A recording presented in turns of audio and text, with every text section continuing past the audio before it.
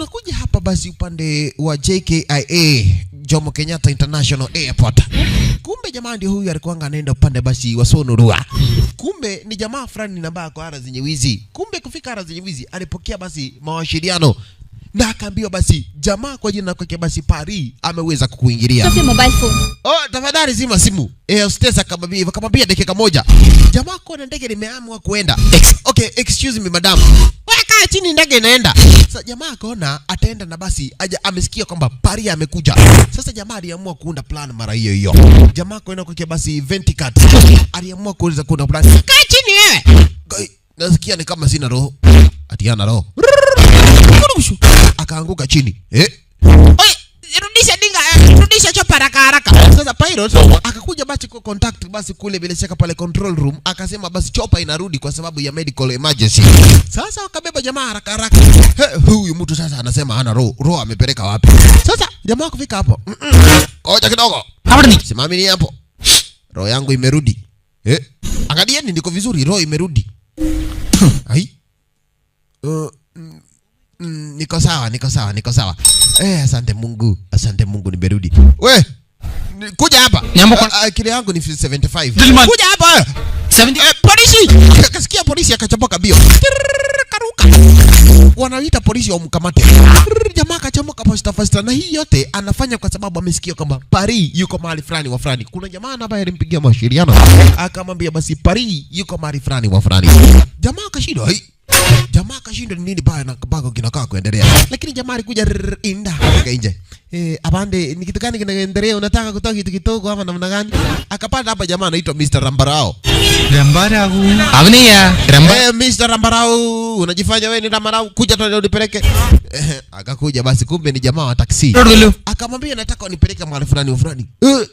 Sasa hivi nataka mimi nifike hivi ni fulani. Sasa hivi ni mahali inaitwa aje. Sasa alimpigia jamaa fulani mawasiliano, jamaa kwa jina la kwake ukilipenda basi Sentil mawasiliano. Paravenget 5 minutes akamwambia basi Paris amekuja, ninapitia hapo kwako manyumbani kwa kuchukua mwanzo. Paris inaonekana amekuja. Na ako mahali fulani wa fulani. Jamaa kastuka ati Paris? Akamwambia ye Paris yuko mahali fulani wa fulani na nakuja kukuchukua twende tumuone Paris. Jamaa kusikia ni Paris. Na huyu Paris amepotea zaidi ya miaka mingi. Jamaa aliamua kuchomoka. Akakuja akaingia pale akavaa mavazi. Kumbe alisahau kuvaa ngodha. Sasa bibi yake ndio huyu alikuwa anafanya basi zile morning routine, lakini sasa anataka kumwambia jamaa umeacha ngodha.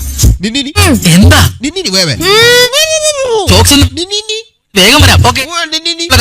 Hujavaa suruali. Aya, jamaa akachomoka nje. Sasa jamaa kuchomoka nje, sasa jamaa ndio huyu. Sasa ako kwenye college, watu wanashia hai. Huyu naye hajavaa suruali. Kumbe basi yule Mr. Rambarao alikuja akamchukua. Mnataka napeleke wapi? Akamwambia tupeleke basi pale KCC. KICC. Tunataka utupeleke basi pale KICC. Jamaa akamwambia na wewe hujavaa suruali. Gai.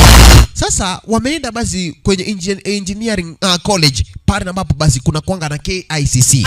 Wakaenda basi kwenye ile building ya KICC kule upande wa juu. Mr. Rambarao. Hujanipa pesa. Akamwambia wewe kaa hapa nakuja kukulipa. Sasa kidogo. Ndiye kana. Akaambia huyo mshu. Mr. Rambarao. Uko wapi sasa? Ulikuwa unichukue au umeenda wapi? Sasa Mr. Rambarao ilikuwa achukue mzee Kinuthia. Sasa ndio basi kwenye ile building ya KICC. Kumbe hapa kuna jamaa kwa jina la kwake basi James Ponte. Anaitwa James Ponte, yani James Bond wa India. Areda, Pari evide? Ettiyoda manda shiromanigalai. I am back. Ndio sasa anaitwa I am back. Steven ndio James Ponte. Pari evida? Akamwambia wewe James Ponte ni nini? Angalia hapa. Sasa uko hapo kuna kamazi karembo. Ni kamazi kazuri. Wewe si huyu mazi, angalia huko nyuma. Hiyo nyumba. Hiyo nyumba ni ya 1.4 billion. Niliwaambia nini? Ngoja kidogo. Swimming pool 7.6 million. Ngoja kidogo. Sitting room imen cost 3.5 million. Ngoja uone gari ya 27 million. 96cc. Hii ni kona 120cc. Akamwambia wacha ujinga. Ako wapi basi Paris? Akamwambia kani mkumbuki. Ngoja niwaonyeshe. Akakuja akafuta hapa bila shaka pale kwa kitu. Unakumbuka hii siku September date 5 tuliweza kuahidiana kitu. Mnaona? Sasa akakuja basi akakumbuka kuna wakati ambapo walitata juu. Siku moja nitakuja hapa hapa. Nyinyi mmenifanya nikaweza kusikia vibaya sana nyinyi. Sasa kuna wakati na ambapo walikosana, akasema one day one time watakuja hapa na basi wataona nani bila shaka pale amekuwa successful. Nyanara. Awia hivyo ndo tulikuwa tunaahidi hakuna mtu kama Paria. Acha ujinga wewe. Danganya Paria alikuja huku. Ni nini baya? Nini? Nyangalo. Ivan pandi pole vida. Ona huyu paka hajavaa suruali juu amesikia Paria amekuja, akakuja mbio. Sasa unatufanyisha vitu kama hii. Ndio. Kojeni kidogo. Nikaria. Nyinyi hamjui. Nini wewe kurusha hapa chini? Wachana naye. Nini unanifanyisha kazi kama hii? Nilikuwa niende upande wa Sororua. Umefanya basi ile plane ikaenda. Hiyo pesa ambayo nilikuwa nimelipa 120,000 zimepotea. Lakini jamani waambie basi Paria kwa upande wa Shimla. Ako Shimla. Shimla. Kusikia basi Paria kwa Shimla, moja kwa moja akaamua kuchukua safari kuelekea upande bila shaka pale wa Shimla. The Three Idiots, ikiwa ndio title ya horror cinema Three Idiots. Mpenzi mtazamaji, chukulia position cassette kapriapa yote raha tuweze kuinyonya. Niambie basi unanitazama kwa wapi, majina yako ni nani, unanitazama kwa nani, basi pale na kila kitu kitakuwa kizuri. Remember kusubscribe kwenye account ya kwangu. Make sure mtazamaji umefinya basi subscribe button, umeweza kusubscribe kwenye account ya kwangu mwanzo. Basi kila kitu kiko chonjo, kila kitu kiko kusambama kabisa. Mtazamaji umekuwa unatazama filamu za kwangu na bado hujaweza kusubscribe, what are you waiting for? YouTube najiita DJ Phoenix Movie. YouTube najiita DJ Phoenix Movies. Ingia pale YouTube, search DJ Phoenix Movie, utanipata pale basi kwenye YouTube account ya kwangu na kila kitu kitakuwa sambamba tena kitakuwa maridadi zaidi. Make sure umefinya ile subscribe button. Niambie unanitazama kwa wapi. Kuna watu ambao wanaitwa Joel, bila shaka pale ukiwa upande wa Malakisi. Kumbuka hawa wameamua kwenda basi upande wa Shimla ili waweze kumuona jamaa kwa jina kwake Paris. Asante sana. Kuna jamaa na anaitwa Chege anatazama akiwa na familia kwake hapa na watoto wangu kwa jina kwake Best Daisy. Tunafurahia movie yetu, kwa hivyo basi tuko ndani locked, lazima niweze kusubscribe. Asante sana. Mtu na bana ile kwake John Mbuya anasema anatazama akiwa upande basi wa Kiambu, anasema show imeweza maridadi zaidi. Hapa basi tukiandamana na introduction, tumia jumbe fupi nieleze unanitazama kwa wapi, majina yako ni nani, unanitazama ukiwa na nani. Na kila kitu kitakuwa sawa na kitakuwa shwari kabisa. Kuna ng'ombe hapa ilikuwa inavuka njia. Haya basi kuna mtu na baya bila shaka pale anaita ile kwake basi takochoma kwa pande wapi? Kinangofu. Anasema show imeweza. Kuna KK Kirigiti. Kuchomoka basi upande wa KK Kirigiti ama ukipenda basi KK Money. Anatazama upande wa Dhika, anasema kwamba show imeweza zaidi. Upande wa Meru, nani yule namba anatumia jumbe fupi anaitwa Gracie. Anasema show imeweza basi, asante tena maridadi zaidi. Aniambieni mnanitazama kwa wapi basi mtazamaji kupitia ile nambari unaiona pale chini ya runinga yako. Make sure umesubscribe kwenye YouTube account ya kwangu pale YouTube at DJ Phoenix Movie. Nami nitashukuru sana. Ni hicho ndo ni kitu ambacho ninataka kutoka kwenye, kwa sababu imenichukua wakati mwingi kuweza kukuandalia filamu na ambayo utaweza kuburudika na familia yako kwa this time round. Asante sana, nimekuletea filamu na ambayo basi uipendayo. Na basi najua wewe unashangaa huyu Paris ni nani? Na ambayo inafanya basi hawa wote wanaacha kitu chochote na ambacho walikuwa wanafanya mpaka wanakuja upande basi wapili kuweza kumuona Paris. Ingawaje James Bond alikuwa amewadanganya. Kumbe kwenye hii dunia watoto wengi wamezaliwa, na watoto wakizaliwa kila mzazi anataka mtoto wake bila shaka pale akuwe basi mtu wa maana. Mzazi anataka mtoto akuwe basi pilot, mwingine anataka mtoto akuwe engineer, ile bila alikadhalika mwingine bila shaka pale akizaa mtoto anataka bila shaka pale akuwe basi na kazi na ambaye basi ni ya dhamana. Lakini haujawahi uliza huyo mtoto na ambaye amezaliwa anataka kukua nini? Number sasa hapa tunakuja kukuingilia bila shaka pale Kajinga High School. Hapa mpenzi mtazamaji ni college, bila shaka pale ni Kajinga College. Sasa hapa kuna jamaa kwa Sendimita alikuanga basi engineer assignment copy. Amekuja basi kukutana na jamaa kwa Vatican. Na hii yote inakuonyesha kwa nini basi Paris ni nani. Hii yote inakuonyesha Paris ni nani. Wait a minute. Photo edukana. Akamwambia basi huyu ni centimeter, perimeter, pedimeter na huyo ni kilometer. Sasa akaanza basi kuweza kusema hawa umbwa wote basi wako na majina, na huyu jamaa kwa jina kwake basi centimeter ndiye aliweza kumuonyesha ara zenyewe hizi jamaa kwa jina kwake millimeter, ama ukipenda basi mani kutano. Akamwambia huyu ni jamaa kwa jina kwake basi centile, huyu anakanga room 34, utakuwa unakaa na yeye hapa. Akamwambia asante sana kwa kuweza kunileta kwenye room, shika hii ni 1000, enda ununue kitu. Akamwambia wewe unanipatia 1000, utajua huku ni college, ndio umeingia hapa unanipatia 1000 na kielele. Sasa ikakuwa basi jamaa chomoke, akamwambia basi julikana na nyakati za usiku, kumbe basi kuna kuanga na sherehe ya kuweza kualika mamono. Na hapa kuna kuanga na jamaa kwenda kwa kigifudi kitogori, ndio huyu. Style ya kunyilimana. Sasa kumbe huyu wana monolize wale wengine. Imagine anakukaribisha basi anakumonolize kwa kuwa umeingia basi ni ile Kajinga College. Sasa walikuja unakuja hapa unatoa kinyasa na kisha bila shaka pale yeye anaona kinyasa na ambao umevaa. Lakini sasa mara ya kwanza jamaa kwa jina kwake basi ukilipenda basi Vantikant aliweza kumuona basi Paris. Huyu ndo ni Paris. Nani huyo? Talabari VJ. Sasa ndio huyo basi James Ponde. Kamwambia ndio huyo mwingine. Karibu mno. Asante sana. Shikamoo, marahaba. Nimekosa mudi. Toa kinyasa. Jamaa kamwangalia ati anaitwa jina la kwake anaitwa Paris Panchavan Parivendrana. ഒന്ന് വേഗം വന്നാ പാൻറ് നോരിക്കേ. Akamwambia wewe hii ni maji. Ni maji ambayo umenunua kutoka wapi? Hii ni maji ya dasani. Weka kwa mfuko. Akamwagia maji kwa mfuko. Just imagine. Hao wengine wakavaa kinyasa. Akamwambia wewe utajua tujui. Toa kinyasa. Toa kinyasa haraka. Maji anamwambia basi atoe kinyasa. Akamwambia basi all is well. Ati nini? No. Unijui wewe. James Bond. Kuja hapa. എന്ത് ചെയ്യണമെന്ന് പറഞ്ഞു കൊടുക്ക്. Take off your pants man or he'll piss on you. Anasema huyu mimi ni nani? Akamwambia we huyu mtu ni hatari. Mimi kama James Bond nilikuja hapa. Huyu mtu ni hatari wa hatari. Endelea kumwelezea, anamwambia toe kinyasa. Akaanza kumsomea story ya huyu jamaa. Akaanza kumwambia we, nani amwambia mtoe kinyasa? Mvae, toeni kinyasa. Sasa akamwambia huyu jamaa ni hatari, ungekuwa umetoa kinyasa mara hiyo. Huyu sasa ndo ni yule mono. Huyu ni waya. Awe. Wapi wewe? Nimekuambia wewe usicheze na mimi. Unaona huyu mtu anacheza na mimi. Nimemwambia toe kinyasa. Kidogo. Ai. Jamaa yuko kuangalia jamaa usio. Ndio huyo anaingia kwenye room na ambaye basi aliambiwa atakaa. Jamaa akakuja. Ole. Fungua hii mlango haraka. Igura mlango, fungua haraka wewe.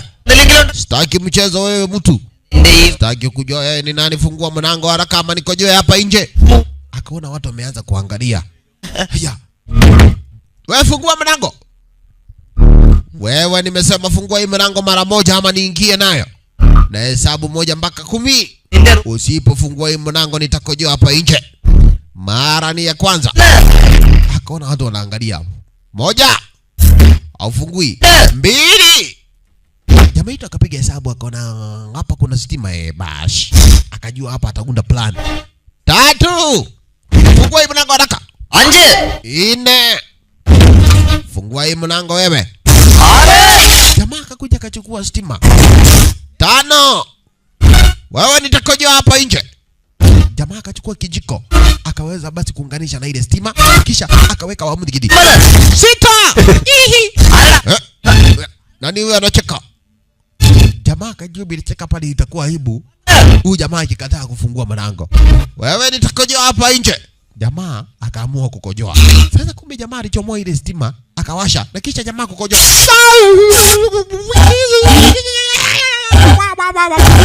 Alipigwa shock ya makagari. Jamaa alipigwa shock. Sasa watu walicheka. Jamaa akachomoka. Sasa ile maisha ina gani? Wewe toka mbele yangu ama nikuweka ya mgongo. Acha nitoke. Watu walicheka. Ameishi kubasi kumonolize watoto hapa leo hii alipata dawa yake. Ameishi kumonolize na watu walimwogopa. Jamaa akakuja akachukua chupa ya kwake ya dasani kisha akaamua kuchomoka. We na we sheria muna. Kaingia upande wa ndani na akafunga mlango. Wakati wenye huo alichomoka nje. Sasa tuchomoke ara zenye hizo tukuweza kumpata basi Dr. Virus. Leo hii ilikuwa ni siku basi ya kukaribisha basi mamono. wanafunzi wapya basi pale shuleni. Ndio huyu basi jamaa kwa jina kwake Dr. Virus. Na Dr. Virus ni jamaa ambaye anatakanga basi akuwe mbele kama jamaa kwa hiyo mpishi kwa jina kwake Kaparo. Mimi kama Kaparo ninakimbia shuleni. Kaparo akimpita na baisikeli anaharakisha. Ni jamaa ambaye atakangi basi kupoteza wakati. Kama tai huwa basi anajifunga design ya style kama hiyo. Kuandika anaandika na mikono miwili ndipo asiweze basi kupoteza wakati. Kuandika barua anaandika mpaka kutumia miguu ili bila shaka pale a save time. Na kila siku anakuanga basi after lunch time huwa basi analeta mtu ambaye anamnyoa ndevu. Ndio huyu jamaa basi Morgan Kinyozi huwa basi ananyoanga ndevu. Na Morgan Kinyozi ni mwabaruya. Hadifu mimi kuchia kufunywe kufuefu ndevu hadifu ana hiyo. Upande wa pili basi jamaa kwa jina kwake basi ukilipenda basi Milimita alikuja kuita wanafunzi wageni. Ambia kuja ni parade. Kumbe sasa huyu ni Dr. basi Virus anakuja kukaribisha wanafunzi wasi wageni pale kwenye ile college. Wakati ambapo basi watu walikuwa wana join college, asante sana. Akamwambia hii ni nini? Jamaa akasema hii ni ndege. Lakini jamaa alisema hii si ndege tu, hii ni cookbird. Cookbird huwa inafanya kazi ili kusurvive. Na kusurvive kwake inaweza fanya chochote ili survive. Huyu cookbird huwa anaingia basi kwenye nest ambayo si yake. Kisha anataga pale mayai na kisha mayai ya ile ndege zingine huwa anapasua. Akishaweza kupasua hiyo mayai, ile ndege nyingine wakati ambapo itakuja itapata hapa kuna mayai. Na itaweza kudani haya ni mayai yake. Kisha itakuja basi kulalia ile mayai, itaweza kuagua isipojua kwamba huyu ndege namba basi amekuja kumzaa si ndege namba ni watoto wake. Akasema hapa kumekuja wanafunzi wengi, wengine walianguka mtihani na sasa ഓരോ വർഷം IECക്ക് 4 ലക്ഷം applications വരുന്നുണ്ട്. Speech ambayo huwa anatoa basi ni speech tu ile moja na ambao kila mtu ameshika. Sasa kila mtu anakuanga ameshika ni ile speech. Unaona? Ende magan my own son 3 വർഷം അപ്ലൈ ചെയ്തു. ഓരോ തവണയും പൊട്ടിയ മുട്ട പോലെയായി. Remember, life is a race. Alimwambia life is a race. Wengine wamekuja hapa kwa sababu tu ya kukaa shuleni ni kama daycare. Wengine wamekuja kupita mtihani. Na wakaribisha kwa hii shule. Wacha niwapatie story. Hii ni kalamu. Ilitumiwa pesa mingi sana kuundwa na astronauts. Kwa nini? Walikuanga wanataka kwenda kwa moon kuandika bila shaka pale Hii space record. Lakini walitumia hii kalamu kuunda pesa mingi kabisa ili waende kwenye moon. Kwa nini? Wangetumia kalamu ya kawaida ingetoa ink. Na mimi nilipatiwa hii kalamu kwa sababu mimi nilikuwa basi profesa. Na mimi tangu nianza kufunza kwenye hii shule sijawahi pata mtu ambaye nitawahi mtunuku hii kalamu. Nani anataka hii kalamu? Nataka mniambie ukweli. Nataka nipate mwanafunzi ambaye atakuwa profesa kama mimi na ambaye nitamtunuku hii kalamu. Nani anataka kunyakua hii kalamu? Nani anataka? Mara ya kwanza. Hii kalamu ni pesa mingi sana. Na inapatiwanga maprofesa peke yake. Kama unataka kupata hii kalamu inua mikono juu. Watu wakainua mikono juu. Good. Ona? Watu wameinua mkono juu, lakini baada ya kuinua mkono, jamaa yetu aliinua. Lera. Wewe kijana nini ni mbaya? Si nimeambia watu weke mkono chini. Hands. Weka mkono chini. Lakini jamaa yetu akasema niko na swali. Unasema hii kalamu iliundwa na pesa mingi na astronauts. Mbona pena hawangetumia penseli? Juu kalamu ni pesa mingi, mbona hawangetumia penseli? Akacheka. Lakini basi alishtuka. boss, എല്ലാരും പോകാൻ പറഞ്ഞില്ലേ?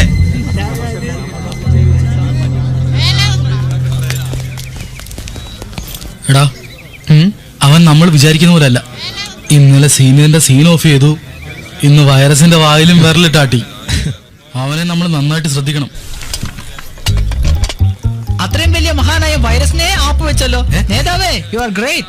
എന്നെ ഒന്ന് അനുഗ്രഹിച്ചാലും.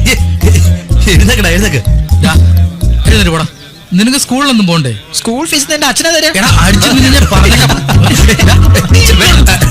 പയ്യനാണെന്ന് വിചാരിക്കുമ്പോ sawa ikakuwa ni hivyo mpenzi mtazamaji, nakwambia sasa jamaa yetu naye ndiye huyu jamaa kwa jina kwake basi kilipenda basi VJ.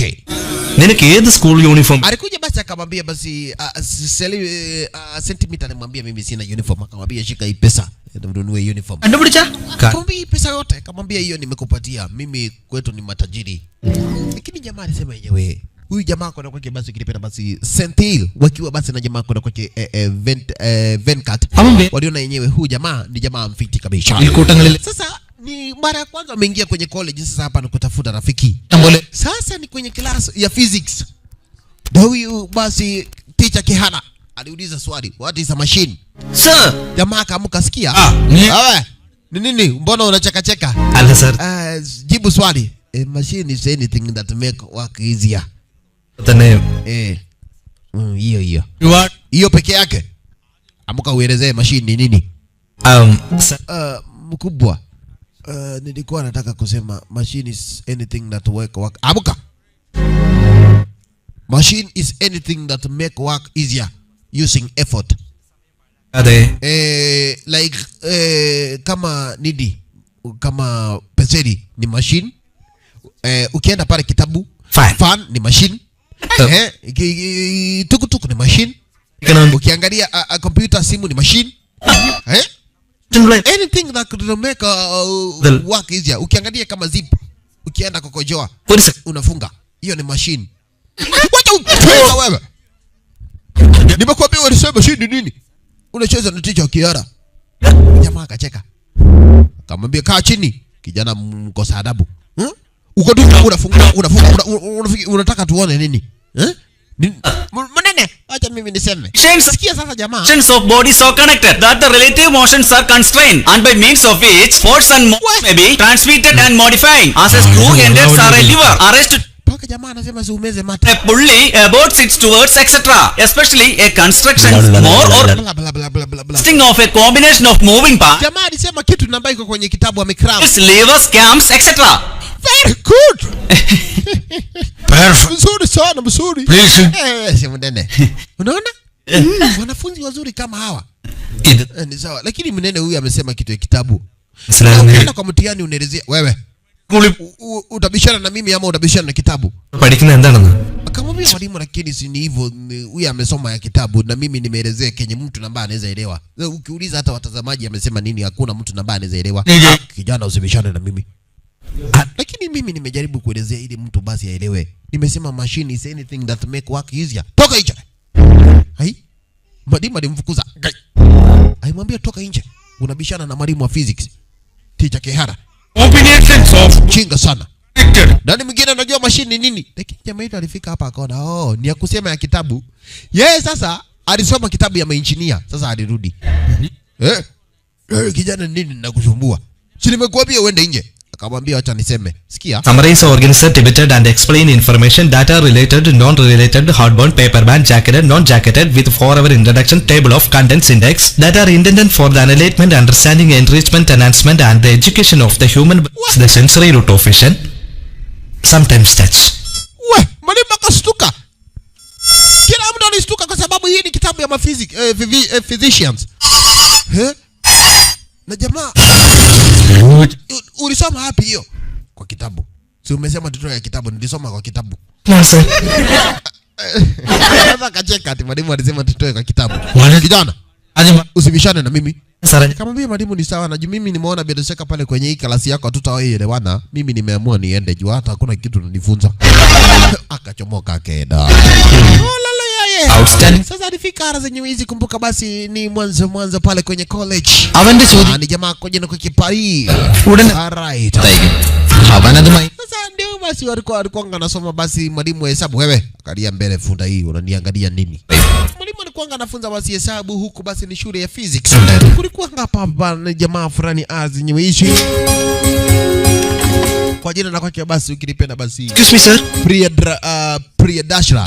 Kumbe basi imefika wakati wa presentation zile mabidhaa ambayo mumeunda. Sasa huyo jamaa kuna kwake basi Priya Dashra alikuja kumwambia basi profesa, naomba unipatie muda juu recently nimekuwa mgonjwa na sitaweza fanikiwa ku present hiyo kitu ambayo basi ulisema kesho yake. Hello? Lakini amwambia pigia babako mawasiliano. Alisema pigia babako simu. Hello. Huyu mtoto wako ni kama masomo yamemshinda. Engineer. Hawezi soma kwenye hii shule tena. Kijana akashtuka. Kile pesa nimetumia shuleni asemeko. Huyu mtoto hawezi soma kwenye hii shule. Kama kitu rais aliambiwa aunde, anasema tumuongezee siku. Ole. On Sunday watu wanaunda vitu vinafanana hapa, ziko na mabawa, inakaa drone. Very unrealistic. Mwambia sasa huyu kijana, juu sasa hawezi soma kwenye hii shule, ni kijana ambaye anafanya shughuli yake anakosa kufanya mambo ya shule, na mtuma nyumbani. Na unasikia huyu kijana yeye kwao ndiye amesoma yeye peke yake kwenye kijiji chao. Mzee alilia. Oi sasa ni mambo inakaa ni pana. Kina kamwambia mdozi, si hata nimekataa, nimekuwa mgonjwa juzi. Na ndio maana nimekuja basi kukupatia basi hii bidhaa. Bila shaka pale uniongeze siku moja niweze kuimalizia kunda. Nishasema. Lakini pale sasa nitakuwa namna gani? Kijana. Nimesema. Enda uchukue vitu zako, enda nyumbani, umekosa kusoma kwenye hii shule. Kitu rahisi kuunda imekushinda. Lakini akamwambia sijanishinda. Ni wakati ambapo nimekuwa nao kidogo kwa sababu recently nimekuwa mgonjwa na sijakuwa na wakati wa kuweza kuiunda. Muna collect on Sunday. Mimi on Monday nipatieni Sunday yote nitakuwa nimemaliza kuiunda. Lakini alikataa. Akamwambia chomoka hapa, nenda nyumbani, umeshindwa na masomo. Lakini kijana anashindwa sasa namna gani? Oye. Sasa kijana alishindwa itakuwaje? Hadi umeshindwa na masomo. Lakini kijana anashindwa sasa namna gani? Oye. Sasa kijana alishindwa itakuwaje? Sasa wakati wenyewe alitupa ile bidhaa, baada ya kuitupa bila shaka pale ile bidhaa jamaa yetu aliweza kuichukua. Akakuja bila shaka pale kuonyesha mabeste za kwake ara zenye wizi, akamwambia huyu jamaa basi kuna jamaa alikuwa ameunda hii bidhaa. Kumbe jamaa yetu basi aliweza kuona ile bidhaa. Sasa akaipata ara zenye wizi, ndio hii sasa ara zenye wizi. Akamwambia kuna jamaa alikuwa anaunda hii bidhaa lakini alifukuzwa. Sasa sijui tutamsaidia namna gani. Akamwambia wewe ni nini baya na wewe, fanya kitu ambayo imekuleta hapa shuleni. Lakini akamwambia basi kitu ambayo imeleta hapa shule ni moja kati ya hizi vitu ambazo ziko hapa. Akamwambia itakuwaje sasa? Akamwambia nataka huyu jamaa ameunda drone lakini hajaimalizia. Sasa nataka tuweze kumalizia kuunda ni drone. Na usiwahi heshindwa na kitu chochote. Ukiona kitu ni kigumu unaweka hapa mkono unasema all is well. All is well. Yes, all is well. Sami Parian. Sasa kumbuka basi jamaa kwa ndoka basi Senthil wakiwa basi na jamaa kwa ndoka basi Ventican walikuwa mabeshte. Energy. Na jamaa yetu kwa Paris. ഞങ്ങളുടെ നാട്ടിലെ Akamwambia basi cheki. കാവൽക്കാരനുണ്ടായി. Jamaa yetu kwa VJ ama ukipenda basi VJ. All is well. All is well. Fuda. ഇറങ്ങിക്കൊണ്ടേയിരിക്കും. Akamwambia unasema tu hivyo na kila kitu kitakuwa sawa. ഒരു ദിവസം നാട്ടിൽ ഒരു മോഷണം. Akamwambia usiwe na wasiwasi. അതിനുശേഷം അവൻ kila kitu kitakuwa kizuri kabisa. അയാൾ എന്ന് ഓളീസൽ എന്ന് വിളിച്ചു പറഞ്ഞുകൊണ്ടേയിരുന്നു. ഇതൊന്നും അറിയാതെ പാവം ഞങ്ങൾ ഉറങ്ങിക്കൊണ്ടേയിരുന്നു. അന്നാണ് ഒരു കാര്യം മനസ്സിലായത്. Mtazamaji, it took me a lot of time making this movie. It took me almost 3 hours watching it. 3 hours narrating it. Then it took me 1.5 hours. Basi that is almost 5 hours kuweza kukuandalia picha kama hiyo.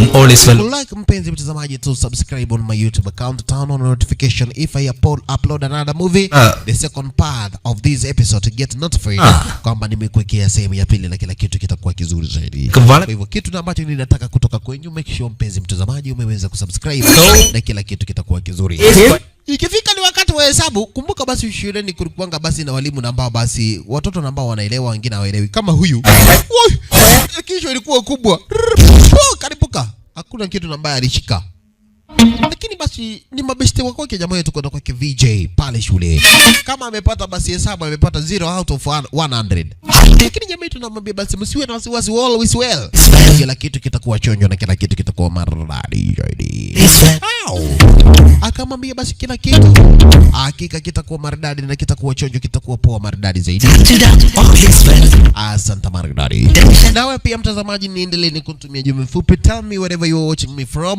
Make sure that you turn on your notification after subscribing on my YouTube account. Make sure basi you have subscribed on my YouTube account. Subscribe.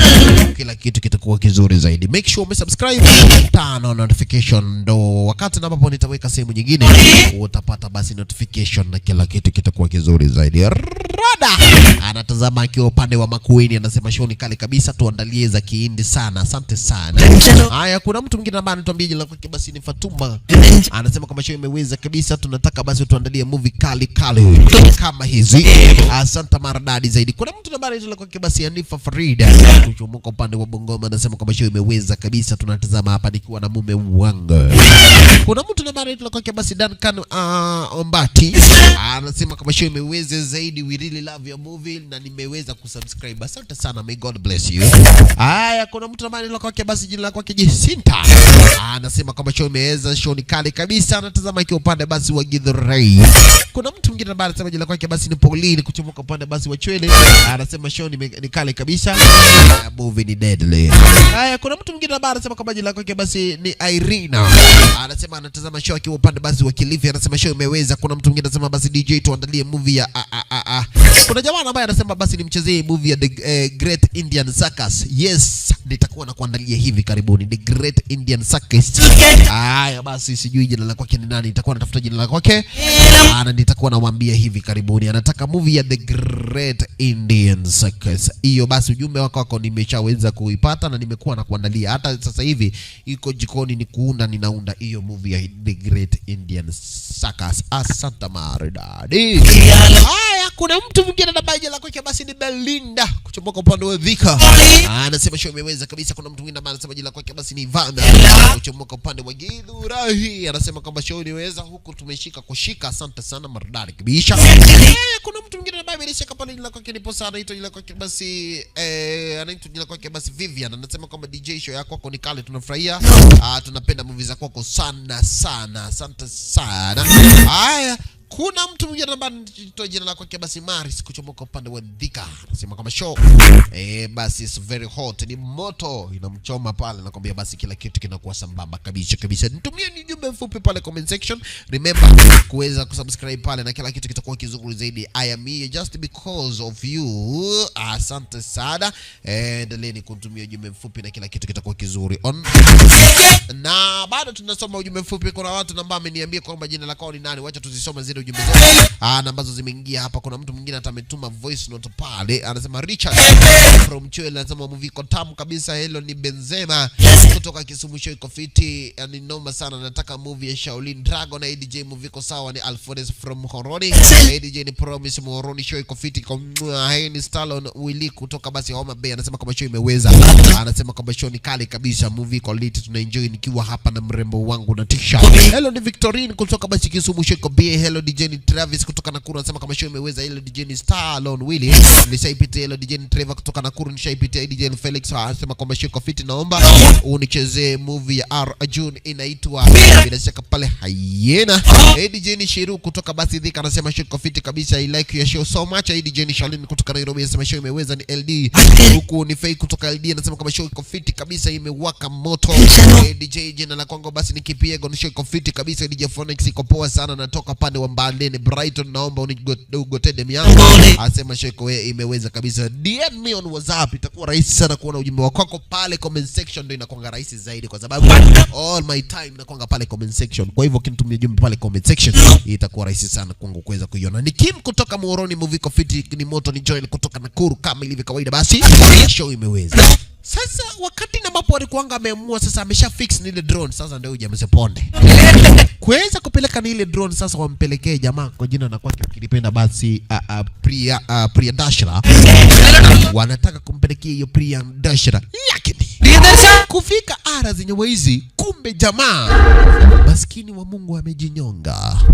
Maskini wa Mungu jamaa amejinyonga kwa pressure ambayo aliweza kupatiwa na Mr. Principal. Aliona abanda jamaa kwa jina kwake Priya Dashra mazee kayanga dunia. Wakati nenyewe basi waliweza kuleta mwili kwake basi kule kwenye familia kwake, na unasikia babake alikuwa basi amefanya ukulima, amejitolea kwake yote basi kuweza kumsomesha huyo mtoto ili one day one time aweze kubadilisha maisha ya hii familia. Lakini mtoto kwa pressure ambayo aliweza kupatiwa na Mr. Professor, yeye ni kuisha maneno. Kumbuka jamaa yetu alisikia kila kitu, akakuja kumwambia Professor, unajua huyu kijana ameiaga dunia. Wakienda kufanya postmortem itasemekana alijinyonga. Lakini kuna kitu kimoja ambayo basi hakuna mtu ambaye atajua. Hawezi jua basi ukifanya postmortem hauwezi onyeshana kwamba ulikuwa na pressure ndio ukajinyonga. Na aliweza kupreshwa na mwenye alimpressure kwa akili yake ni wewe Professor. Wewe ndio ulifanya huyu jamaa akajinyonga. Professor hujafanya fiti. Haujafanya fiti Professor. Professor hakika manze hujafanya fiti. Maranakano എല്ലാവർക്കും മനസ്സിലായനെ. ഇത് സൂയിസൈഡ് അല്ല. Alimwambia ukweli live and direct. Alimwambia ulimuangamiza kijana. Mara hiyo kwa ofisi ya principal. Unasema ati mimi nimemwangamisha. Lingi. Uliniona nikimunyonga? Uliniona nikimunyonga na kuuliza kijana? Akamwambia hapana. Sasa mbona unasema mimi nimemuua? Akamwambia lakini unajua ulimperesha. Mbona ulimwambia hivyo? Ulimwambia ati atatoka kwenye hii shule aende nyumbani kama ameshindwa na masomo. Sasa mbona ulimwambia hivyo? Angalia grade yake vile alikuwa anang'ang'ana. Hiyo yote alikuwa anang'ang'ana ili bila shaka pale aweze kukamilisha masomo, lakini wewe ulimpresha. Kijana acha kunisumbua akili. Unasema mimi nilimuua, uliniona nikimuua. Kawaida kama akili yako iko na akili. Shida yako ni nini? Wewe kijana wewe. Usilete hapa kierere. Lakini akamwambia hata wewe principal hujui kufunza. Una pressure tu watu. Ate? Sorry. Pole. Pudhiye chindagadi. Sikuwa nataka kusema hivyo. Nilikuwa nasema tu hujui kufunza. Hii system ni baya. Hii system ambayo mnafunza nayo kwenye hii shule si mzuri. Ni ya kuperesha watu mpaka watu wanajinyonga. Atetea. Rudia tena. Jamaa akarudia. Mimi naona hii si poa. Unasema ati sijui kufunza? Sijui kufunza kijana, wewe unajua si ndio? Kuja hapa. Nataka uende kunifunza. Kuja haraka. Unasema pita huko haraka. Sijui pita mbele. Ingia kwenye hii ni darasa ya Kiswahili. Ingia. Kaa chini. Mwalimu wa Kiswahili, kaa chini. Students. Mwalimu na wanafunzi. Huyu kijana alisema mimi sijui kufunza. Sasa yeye anajua kufunza kushinda sisi. Wacha atufunze leo. Kijana, anza kutufundisha. Na hata mimi juu sasa sijui kufundisha, mimi si mwalimu, mimi naenda kukaa hapa chini nifunzwe. Wewe mwalimu funza. Principal, kaa chini. Kivudi kitogori. Anza kutufunza. Usitupotezee wakati tufunze wewe. Sawa. Jamaa akachukua kitabu. Kaandika. Walala ya shongopi. Walala ya shongopi. Jamaa akashangaa ni nini? Kisha kaandika. Dologo ya shongopi. Catherine Nathan. Sasa principal anasema tu ya shongopi. Anashindwa hii ni nini? Akamwambia hii ni majina kutoka kwa kitabu. Nataka sasa niwapatie dakika. Nakumbuka before aandike hiyo majina alichukua kitabu ambayo iko hapa kwa meza. Akaangalia ndani na kisha akaandika yo shongopi. Last. Akaambia mko na dakika 30 peke yake. Butafute bila shaka pale meaning ya hiyo jina. Jamaa akaamua mara hiyo. Jamsiponde leo hii kitabu ndio imetoka. Chukua kitabu haraka Jamsiponde. Sasa principal analeta kitabu hapa. Sasa kila mtu ni kutafuta basi kwenye ile kitabu. Huyo jamaa akatoa kitabu kingine. Wewe usinikopi. Leta hii pia wewe. Wanatafuta basi maana ya zile majina. Wanatafuta basi maana ya ile majina kabisa pale basi kwenye ukinipenda basi. Time up. Wakati wenyu umekwisha. Time up, sir. Time up. Okay. Nilivyoandika hizi majina, kila mtu alichukua kitabu akaanza kuangalia mbio. Anataka kujua maana ya haya majina. Bila hata kukaa na kufikiria au kusoma hii majina ukaona basi usifikirie kwanza ndo uandike, lakini nyinyi wote mlikimbilia basi pale kwenye kitabu mkaanza basi kutafuta majina kama haya maana yake. Anyone? Ila. Unaona? Hakuna mtu ambaye anajua maana ya hii majina. Na ni rahisi sana kabisa. Sasa kitu ambacho ningependa mjue, hakuna mtu ambaye anafikiria. Mungefikiria kwanza ndio mchukue kitabu muangalie, ungesoma hii majina vizuri uelewe. Nyinyi mlikimbilia kitabu. Watu walicheka kaza niambia basi hata wewe profesa nilifikiria unajua basi utatoa kwa akili. Wewe hata hukufikiria.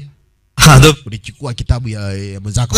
Wewe acha ujinga, tuambie maana ya ujinga. Maana hiyo majina liko hapo kwa ubao. Kinua. Sawa principal. Kamwambia hii haina maana. Hii ni majina ya beste wangu. Sentil na Venticat. Ate? Sentil na Venticat. Nyewe sisi tukafikiria sisi ni ng'ombe. Nonsense. Ingeneano engineer. Nonsense wewe. Fuda.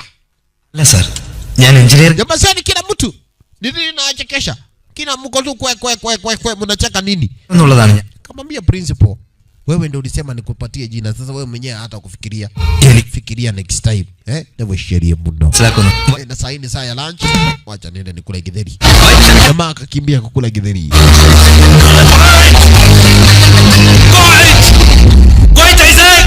Jamaseni. Again. Sasa alikasirika akaenda kuandika barua kwa wazazi wa kwake. Basi jamaa kwa kwake Venticat na jamaa kwa kwake Sentil akapelekea wazazi wake. Nimeandika hii barua kwa kuwa mimi ni kijana wenyu hapa shuleni na ninasema kwamba hawa vijana wako wakiendelea urafiki na huyu kijana itabidi tumewafukuza shuleni na watapoteza mambo na maisha yao. Sasa mara hiyo jamaa aliletwa basi na baba yake. Basi Venticat alikuja kuletwa hapa nyumbani. Akamwambia kijana, angalia,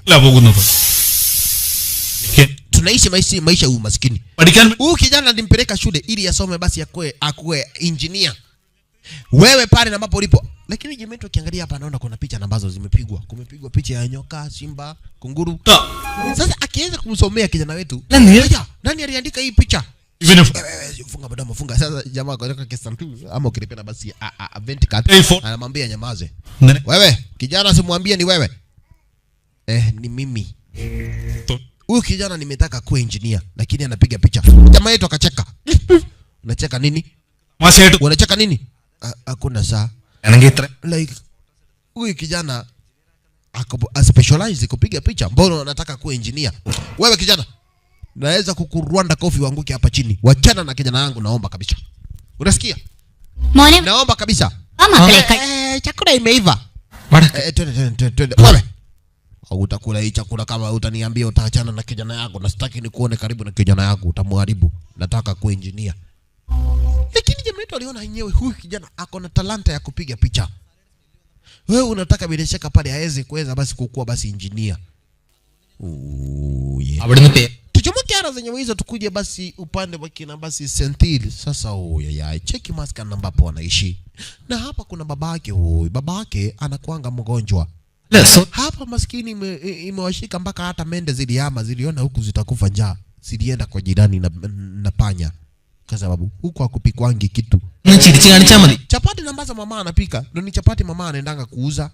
Mama anakaza basi anafanya kazi ya umbochi ili bila shaka pale wapate chakula. Sister yake ndio huyu amefikisha miaka 28, ako karibu kufikisha 30 na hajaolewa. Kwa nini? Hawana mali ya kutoa. Kumbuka upande wa India mke na anatoanga mali. Sasa alikuja kupatia jamaa yetu chapati, akamwambia chukueni hizi chapati mkule. Wanapikia basi chapati kwa stove. Ame കുറച്ച് മുളക് ചമ്മന്തി. Akamwambia asante sana. 8 രൂപ kilo. Akamwambia huyu mchana wangu hajaiolewa. Mam, kwani lazima useme kila kitu? Sio lazima uniseme, wewe ndio utakuja kutokolea kwa hii maisha. Lakini kazi yako tu ni kucheza kule shuleni. Msijali, mimi ndio ni sister yake. Sawa sister yake. Enda mede friends. Sasa kamwambia wewe mama lazima niseme. Kazi ni kucheza shuleni. Hakuna kitu ambacho unafanya ya maana na kutuletea hapa hesabu unapata 0. Mimi tonda. Ati nini? Unasema hesabu nilipata 0. Si ndio hesabu ulipata 0? Kwani ulipata ngapi? Ama ulipata 100 na sijui? Ulipata 0. Yaani kwa hesabu yote hata 1 + 1 hujui. Usiniongelesha hivyo, nimekasirika nimeenda. Nikada. Akakasirika Jumalia amesema hesabu alipata 0. Sister yake ndio huyu analia. Sasa hapa walikuanga wanakula chapati kila jamaa yetu kwa jina kwa VJ. Sasa kumbe mzee alisikia kukunwa. Mama ile frying pan akakuna na ile kijiti ya pan, kumbe ilitoka na nywele. Kisha mama akiendelea kuroll chapati. Kudeni chapati ndaongeza nyingine. Akiendelea kuroll ni ile chapati. ഒരു ചപ്പാത്തിയുടെ കഴിക്കും മോനെ. Kudeni chapati. വേണ്ട. Asante sana tumeshiba. Tumeshiba. Wali nawa mara hiyo. Sasa walikuja. Aki ya marai. Sentili kusema ukweli. Tumekula nywele ya babako. Wewe. Delo. Msiweze kuleta hapa ujinga. Adist Hitler. Unafikiria nini? Wewe ni nini tumekula nywele ya babako? Umechura na wewe. Usicheze na mimi. Ina churaone. Wewe. Kamwambia yenyewe achane story. Hiyo ni nywele tumekula, tukubali. Sio. Kufika. Wewe. Wacha kusema mmekula nywele. Cover. Akamwambia cheni kupigana. Angalia hapo mbele kuna harusi. Kumbe hapa mbele kuna harusi. Na sasa huku pale ambapo wametoka hawajakula chakula. Sasa walikuja wakaenda kununua bahasha. Ndiposa wakiulizwa waseme tumeleta zawadi. Sasa waliingilia hapa. Kidogo wakaona hapa kuna manzi, wakaona kuna mchele. Kwanza waliulizia mchele iko wapi. Wakakuja. Wakapakua mchele. Wakakaa chini. We, chakula inaonekana ni tamu. Nani ametualika? Hakuna mtu. Kiulizwa wewe tukule kwanza. Sawa. Wakaanza kukula mchele. Na hakuna mtu amewalika hapa. Sasa kidogo ndio huyu jamaa kwenye kwake basi ukilipenda basi Nawari endu vicharikim? Rakesh. Sasa mimi nimekwambia sasa namna gani? Hii saa nimenunua 1200. Mimi ndo tajiri kupindukia. Mimi nimenunua 1200 nimekupatia saa. Habari. Mama Kevinya. Mimi ni Mama Kevinya. Mimi ni aunti yako. Habari gani? Aunti uko namna gani? Uko vizuri sana uko simata. Kuja nataka kuongea na wewe. We chunga hiyo size ipotee. Sasa jamaa yetu alikuja. Habari gani msichana? Kumbe. Boss. Vizuri kabisa. Sasa nipatie hii nikusikie. Jamaa anataka atiasikie manzi juice.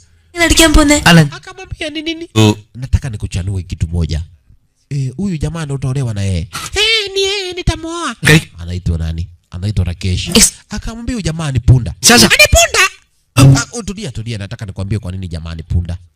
Huyu jamaa anadidia tu pesa ya kwake. Ukitaka kujua ni ukweli, nataka nikuonyeshe. Unaona hiyo viatu ambaye amevaa? Atasema bei ni pesa ngapi. Wacha nichukue supu, niende nimwagie. Nataka usikie, shika hii. Kaparo. Mimi kama kaparo acha nipita hapa. Leta hii supu. Hii supu umelipia. Akamwagia jamaa. Nani huyu amekuja kumwagia supu viatu ambaye nimenunua 1400? Wewe shikeni huyo mtu. Mwanza akashtuka. Jamaa anasema kiatu amenunua 1400. Jamaa analia vile ambavyo amevaa vitu expensive. Kumbe tulia. Si nilikwambia wewe. Huyu jamaa ni kondoo. Kai. Sasa msichana akaenda kuita dadi. Dadi. Kuna mtu wako hapa. Na sijui nani aliwaalika. Ndio wanaserve chakula kingine. Hawa watoto na wajua. Hawa watoto wanakuanga kwenye ile college. Dadi ngoja niko na plan. Habari yenu? Asante sana nimekuja kushukuru. Asante sana kwa kunisaidia. Mimi ni mtu ambaye anasaidianga watu bure. Kumbe baba yake alikuja hapo nyuma. Okay. Sasa nyinyi mmekuja kwenye hii sherehe, kumbe ilikuwa ni sherehe ya sister yake manzi yetu alikuwa anaolewa. Sister huyu manzi kwa kwake basi ukilipenda basi. Ningal etra vyaktamakinu. Kama pia basi mimi nawashukuru sana. Na sasa nataka mnipatie zawadi ambayo mmeleta huku. Sisi tumealikwa na watu wa maana. Kama huyo. Onyeshana uliletwa na nani? Shika hii supu, shika supu. Angalia ni nyuma muongee na huyo mtu ambaye basi ako in charge. Kuangalia. Principal. We. Holi. Shikamoo marahaba. Dadi ni hawa ndio ni watu ambao wanamwagiana supu huku. Ngili nikienda? Ongea na dadi. Nani aliyoita hapa? Sasa. Tulikuwa tunapita hapa tumeleta zawadi. Tulikuwa tunapita. Leta hii. Kalyana pende. Nani aliwaalika huku? Na hiyo chakula ambayo mmepakua nasikia mmesha kula. Nikiuliza Kaparo na ananiambia kwanza akaangalia bibi harusi. Kuangalia ile bahasha haina kitu. Kaparo ananiambia mmekula sahani 2, hii ni sahani ya 3. Unajua hiyo chakula basi hapa kwa matajiri hiyo ni chakula ya watu 200. We, wanasema upeane chakula yako. Sasa akasema leteni chakula. Chakula turudishe. Nataka turudishe chakula. Rudisheni chakula. Waambie warudishe chakula. Wamekula sana huku. Wanamaliza chakula. Rudisha chakula. Sasa lakini siwache tu tukule hii. Nimesema rudisheni chakula. Rudisheni chakula haraka. Adukonde. Gai. Hii ndio ni ya kwanza tu we. Wanasema urudishe chakula. Mtarudisha kweli? Wewe, amunisikii? Nuwater? Sikilizeni vile babangu anawaambia. Design. Unasema aje mnene? Nimesema mnipatie chakula. Wanasema upeleke chakula yako. Peana chakula. Ni mimi kweli? Ama ni huyu? We, peleka chakula yako. Peana. We, si upeane chakula, si unauliza chakula. Mnakataa kunipatia chakula. Mnene wacha tu tukule hii. Huyu amekataa kupeana, mimi nimekataa, huyu amekataa. Okay, Monday tukutane kwa ofisi.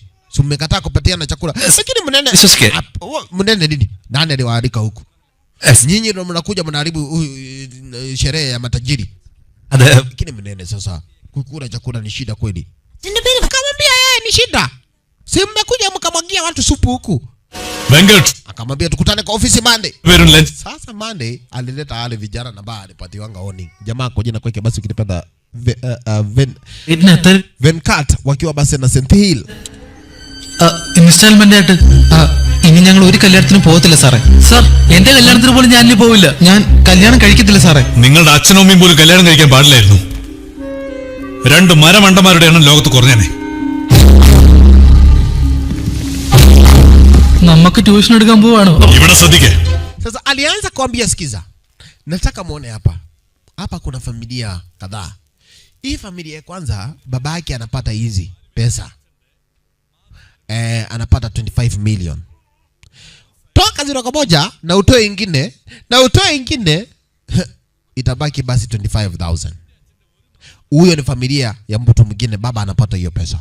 Toa ingine inabaki 2,500.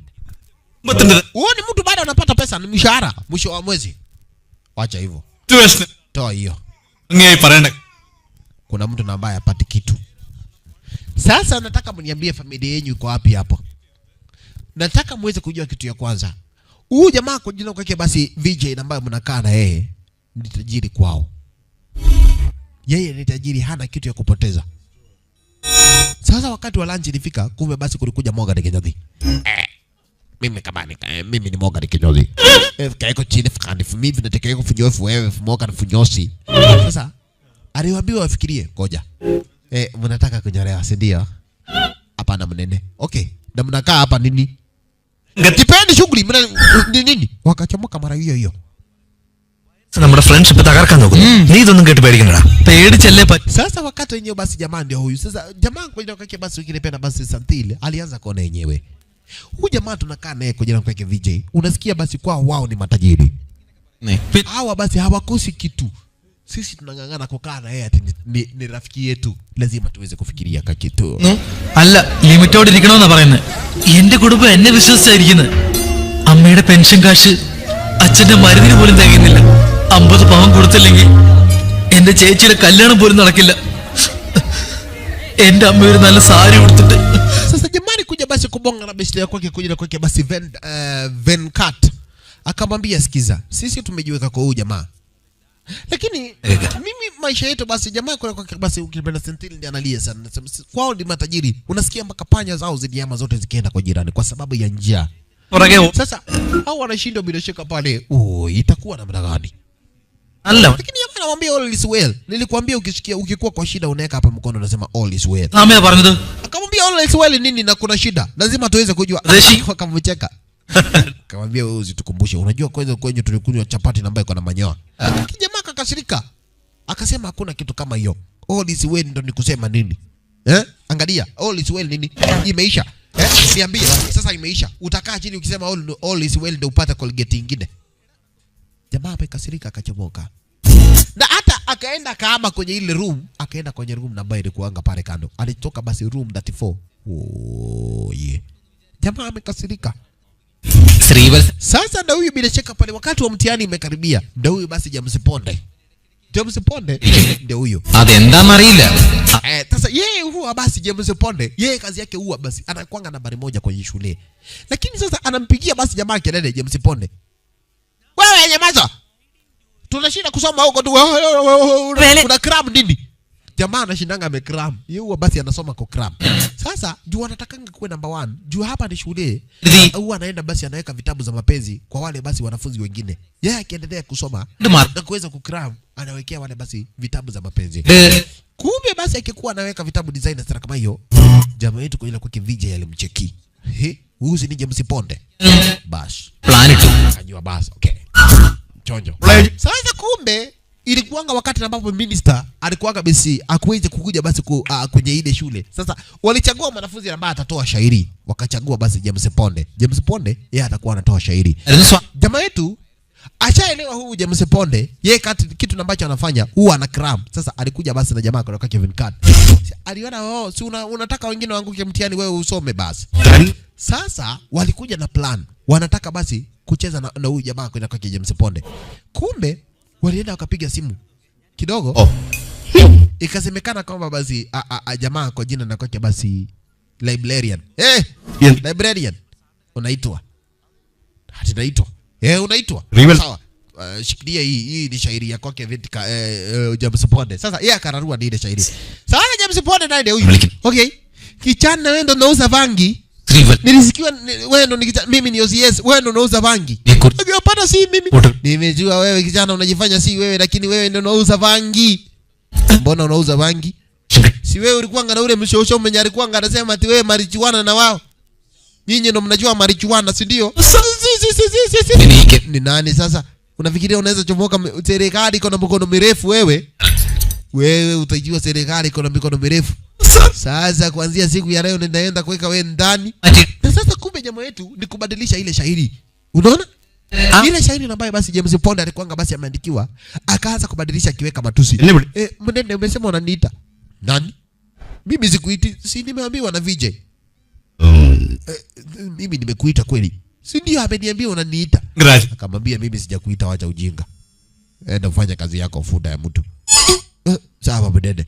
Akachomoka. Wewe kichana sasa wewe ndio tutaweka wewe ndani, utajua uchui. Sasa ndio huyu basi akaamua kukuja basi jamaa yetu alikuja VJ. Akamwambia kila kitu kiko sawa. Okay kichana. Nataka uchue sasa hii ni serikali. Tunaenda kufanya utafiti na tunaenda kuweka wewe ndani kwa kuuza marijuana. Ulikuwa unakaa msoso ambaye anachua marijuana. Sasa wewe huyo msoso alikuwa anasema yeye marijuana na wewe. Kumaanisha nyinyi wawili mnauza marijuana. Nataka uinue mikono juu. Tunataka tuweke wewe ndani haraka. Kinyangarika itumbafu wewe. Mimi siuzi bangi. Wacha kujifanya uuzi bangi na tunajua wewe unauza bangi. Sasa tunakuja kwenye hii shule tukamata wewe. Na ukikataa utachua sasa serikali iko na mikono mirefu. Kai Ponde nisema inua mikono juu. Akainua mikono juu. Kai. Sasa hawa nao wakakuja wakabalisha ile shairi. Kai sasa mimi nauza bangi wapi? Sasa wakakata simu. Jamaa akashtuka. Sasa akakuja. Island. Librarian amesema unipandiko. Wacha hii, mbona mnasoma shairi yangu? Kwenda nyinyi. Wakacheka. Nakumbuka ile shairi wamebadilisha. Sasa jamaa, mbona unaniambia ati ninaitwa? Nakwambia mimi nilisema unaitwa. Sikusema basi na nani? Nilisema sikusema ni principal. Ni mimi nilikuwa nakuita. Akatemoka vivyo. Sasa jamaa alienda kakram ni ile shairi ambayo imeharibiwa ndio huyo. Sasa amerudi. Jamaa anataka kutoa shairi. Haya sasa ndio minister. Haya sasa mabibi na mabwana. Leo tumekuja hapa kwa shairi ya leo, St. Teresa's Day. Hii ni siku ya walimu shuleni. Nyinyi wajinga. Wakaanza kucheka haya. Nataka mjue Principal Kimata na tumbo yake kama karai. Kucheka. Principal. Hii shairi ni kali. Hii Principal hii shairi ni kali. Sasa jamaa alishoka karibu kwake jamaa kwake Sentil. Kumbuka Sentil ataki historia. Principal. Amekuwa mtu mjinga kwa siku mrefu. Anaiba pesa za wazazi shuleni. Sasa jamaa anaanza kucheka. Vidia biasa. Ngoja usikie shairi. Tuliharibu shairi. Wacha niwaambie huyu mjinga aliiba pesa. Mkono kama birika na macho makubwa. Tumbo kama karai, mgongo kama meza. Macho kubwa kabisa. Principal mjinga. Wewe pale umelipa school fees. Huyu Principal yeye mjinga. Anacheka basi minister.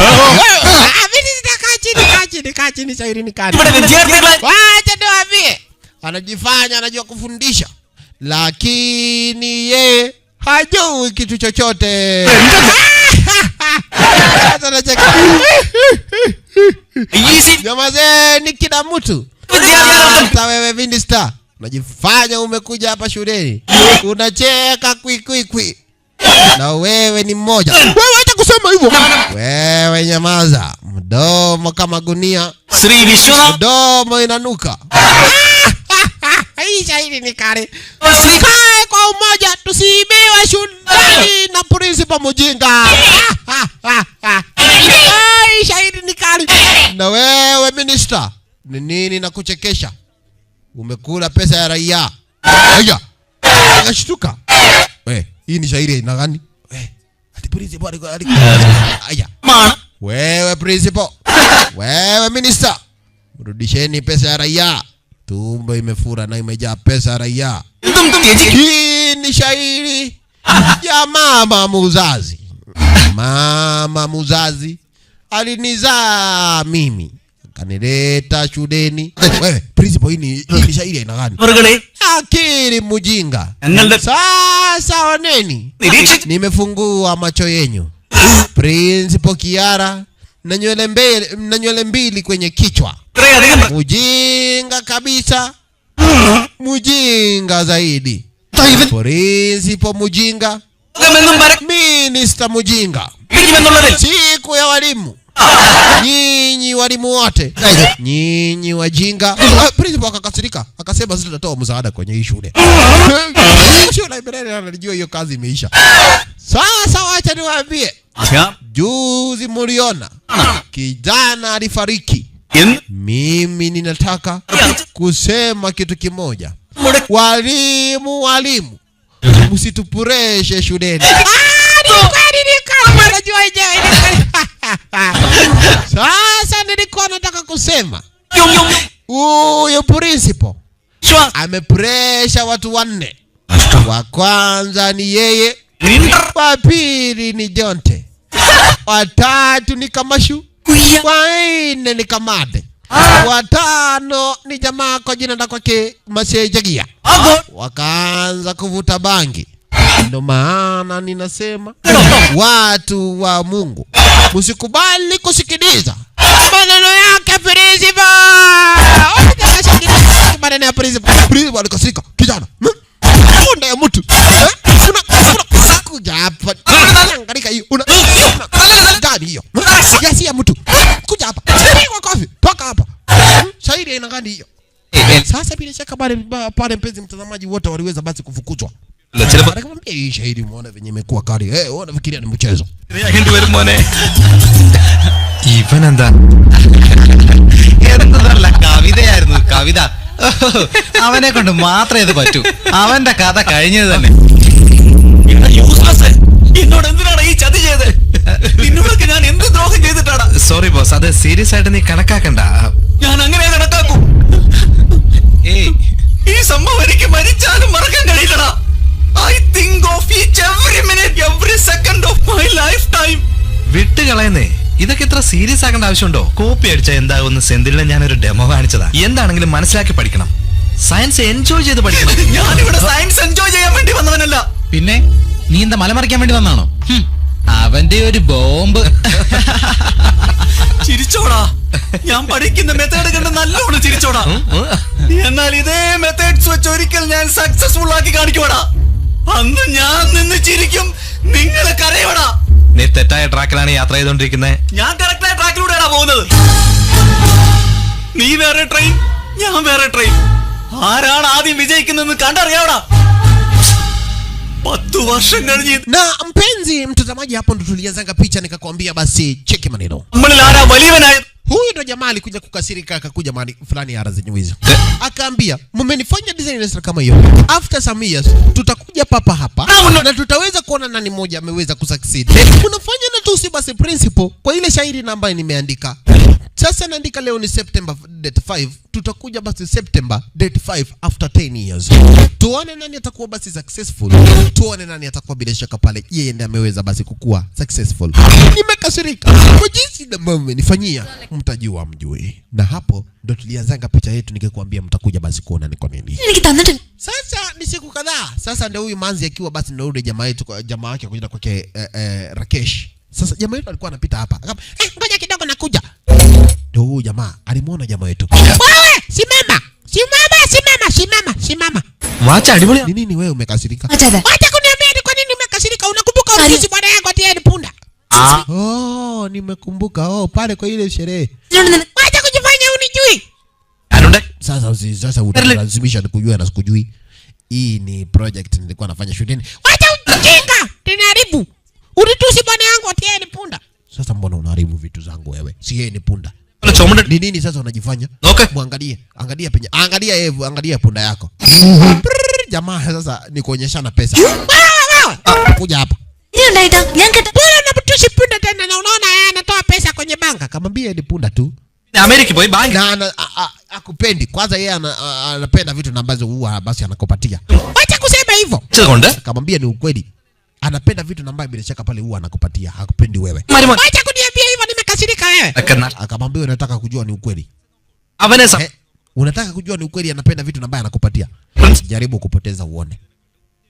Jaribu kupoteza uone venye atakutusi. Matusi yote kwenye hii dunia. Brand atawan kanugallade. Atakutusi matusi yote ambayo anajua. Acha kuniambia hivyo wewe unaweza kupiga ngeta wewe. Sasa unanijua. Wewe umenishika jeka niachilie. Shika. Leta hii saa. Unafikiria na kudanganya. Wewe! Funda. Kuja. Huyu msichana amepoteza sana ambao ulimpatia. Riyavalde pudhiya alipoteza. Adivide amekuwa ananiambia nimsaidie kumtafuta. What? Wewe umepoteza. Amepoteza. Thank you. Ria. Wewe Ria. Umepoteza saa ya 4 million. Aya, ni 4 million. Yangu ni ya 50. Nilinunua Gikomba ndio hii. Umepoteza saa ya 4 million wewe. Akili yako iko na akili punda ya mtu msichana mkosa adabu. Wewe akili yako inafanya kazi kweli? Sasa msichana alishtuka. Oi, matusi na mbaya anakuja basi kutusiwa hapa ndani ya mall. Uwezi tuuza kitu sasa ukinunua kitu ya milioni 50 utaweka kweli kama kitu ya milioni 4 unapoteza punda akasia mtu. Manzi alikasirika. Hii ni saa ndio unafanya unanitusi hivyo. Nipe. Ndio hii. Nipatie hii saa. Ina. Kama ina punda. Kasia.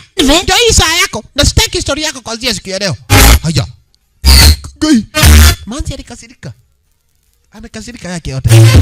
Sasa inakuaje? Si nimekuambia ni ukweli. Nyinyi niachilieni. Niachilieni, msiniongeleshe. Unaniongelesha nini? Kamwambia sikia basi. Sisi unaona nimekusaidia. Wachana na mimi. Haya. Sasa umenikasirikia pia mimi. Kwani nimekosa nini?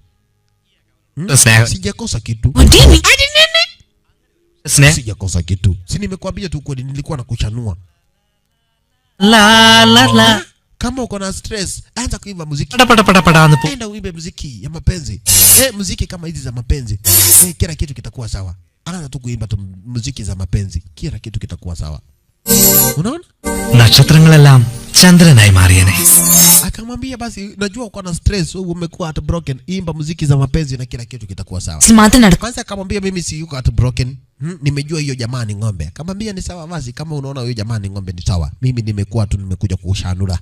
Baada ya kukushanura na washeria mbona. Jamaa alipigiwa mawasiliano. Lakini kumbe kupigiwa mawasiliano aliambiwa basi baba yake Santil ni mgonjwa na basi tumeitisha ambulance na ambulance imegoma pale basi kwenye jam na huu jamaa atapoteza maisha. Jamaa yetu akashindwa atafanya nini. Lakini akona Manzi akona skuta. Akamwambia Manzi sikiza. Nataka unisaidie hii skuta yako kwako. Mtazamaji nataka uweze kusubscribe kwenye account ya kwangu DJ Phonix Movie pale YouTube na kila kitu kitakuwa kizuri. Nataka unisaidie skuta yako. Nisaidie hii skuta. Nataka tuweze kukimbia mahali kwa sababu kuna mtu ambaye basi anataka msaada. Alafu akamwambia basi nisaidie skuta yako kwako tafadhali. Akachukua ni ile skuta. Kisha fasta basi uweze kuelekea pale ambapo unasikia kwamba basi kuna mgonjwa ambaye bila shaka pale wameenda kumcheki. Fasta. Wala yeye fasta sasa wakaamua kuelekea pale ambapo unasikia kwamba kuna yule mgonjwa na yule mgonjwa bila shaka pale wameenda kumcheki. Kufika hapa walipata mzee ndio huyu. Mzee ndio huyu basi. Ni mgonjwa. Manzi na huyu Manzi kwa jina kwake Ria, huwa basi anasomea udaktari. Akaangalia pulse za huyo mzee, akasema tukiendelea kupoteza dakika chache ama tungoja ile ambulance hata iaga dunia. Sasa walichukua mzee ndio huyo. Nitakufa vibaya sana. Nitakufa vibaya. Usimama hapo haraka. Mbona mnapita? Kumbe alipita mpaka ndani ya hospitali Jomo Kenyatta Hospital. Mara hiyo. Nitakuwa huru. Msipeleke hospitali nitakufa vibaya sana. Sasa mzee anaenda akisema ati atakufa vibaya sana. Wakafika hapa ndio huyu basi Gisho alikuanga anatibiwa. Toka. Sasa wakati wenyewe Santila alipata basi mawashiriano kwamba babake ni mgonjwa na ameleta hospitali na Sukuta, ameletwa hospitalini na Sukuta. Akakuja kumwambia jamaa yetu, "Nini mbona unaleta babangu na Sukuta? Mbona hivyo? Wachana na babangu, wachana na familia kwangu. Badala umlete na gari." Lakini alisikia kidogo daktari akipita akisema, "Mmefanya kazi ya maana kabisa. Kama mngeweza kungoja ambulance, huyu jamaa angeiaga dunia." Lakini juu mmemleta haraka na Sukuta, amepona. Mpaka kijana akaona yenyewe hapana. Inasemekana kama wangeweza kutulia, jamaa angeiaga dunia. Jamaa akaona yenyewe nimekosea. Akakuja akamwona jamaa yetu akamwambia, "Sikiza Bavarai, umefanya kitu cha maana sana. Nilikuwa nimefikiria umefanya mabaya, lakini hakika basi wewe jamaa kwa VJ umefanya kitu kizuri kabisa."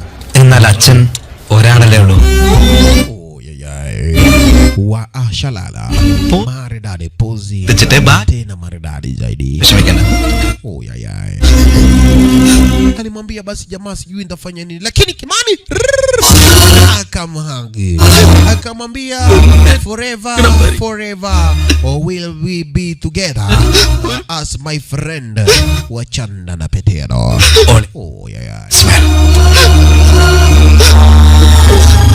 Mwambia kika mpenzi mtazamaji, wewe ni jamaa ambaye basi ni mzuri kabisa. Haya, nimeshukuru kwa yote ambayo umeweza kunifanyia. Nashukuru kwa yote ambayo umemtendea babangu. Nimesikia daktari akisema na mdomo wake mwenyewe kama bashi angesaidia wangeiaga dunia. Sasa wakati wenyewe basi Ria na jamaa yetu ndio hao wanachoma kara zenyewe hicho.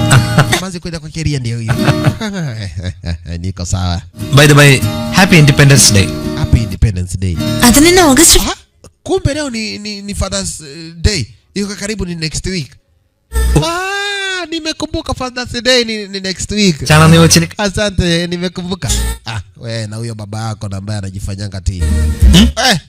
Umesema nini? Kinyo Utakuja tuishie babangu Father's Day. Wewe, baba yako ni mkali sana. Anashindanga akisema, Meza principal. Ni hivyo? Yaani babako Juliani anatupeleka mbio. Kwa nini? Si yeye ni principal. Sasa anashindanga akisema yeye ni principal. നല്ല സുന്ദരിയായിരുന്നല്ലേ? Kwa nini anafanyaka nini? Hivi. മോശക്കാരനല്ലല്ലോ. Msome nyinyi. Msoma. Maisha itakuwa ngumu na tumbo ni kubwa. Hivi. Msome. Acha ujinga Si ndio ni baba yako anasemanga msome. Lakini kumbe manzi alimpenda jamaa.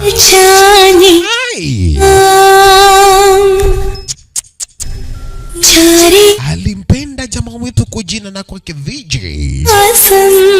Walala yaye. Haiwezi sema basi na maneno, lakini inasemwa na vitendo.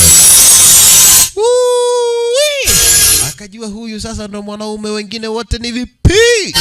Akajua hakika huyu sasa ndo mwanaume, wengine wote ni vipi.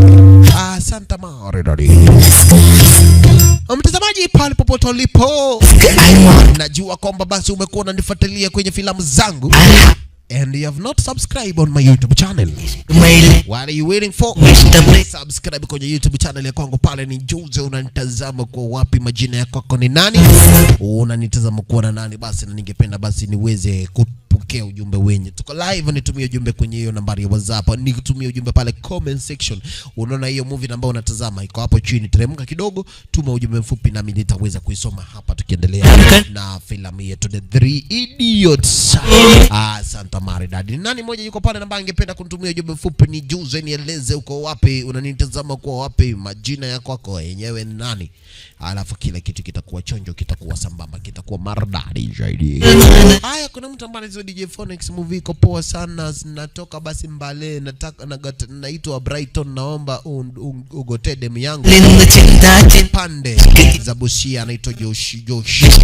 Ni Joy kutoka Kapiyega. Sema show iko fiti kabisa DJ. Acha basi jina la kwangu ni Faith na temoka ni kuwa upande wa Dhika. Anasema show imeweza. Ni Joy kutoka Nakuru anasema anataka dem. Anataka dem. Haya, angalia hapo comment section wako wengi sana. Nyakuwa kamoja. Haya, kuna mtu ambaye anaitwa Kim Roni Muviko Boto sana. Valentine Ochen kutoka Kisumu. Dada. Anasema kama basi around kamdogo, kambongo. Video iko flashy. Haya, watu wa bongo nao nimeona.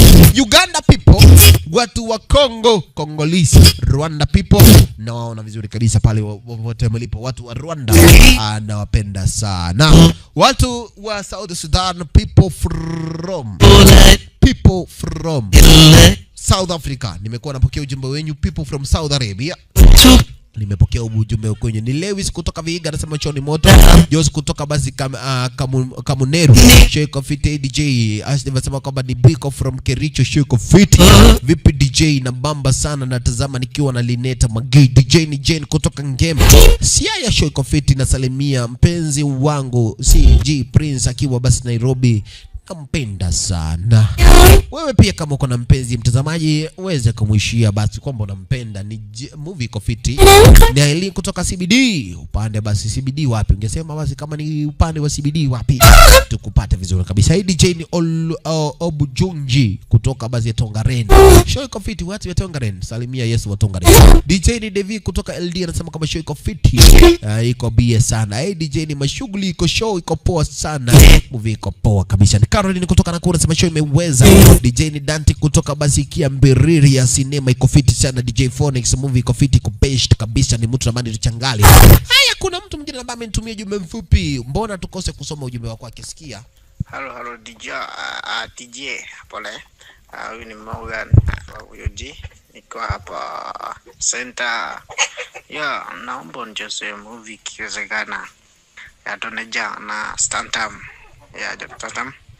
Ya ikiwezekana tancheza ingine ya iko na Devman from Kiambu. Yo DJ mko sawa kabisa, show imebamba. Kwa hapa niwasikiza mdogo.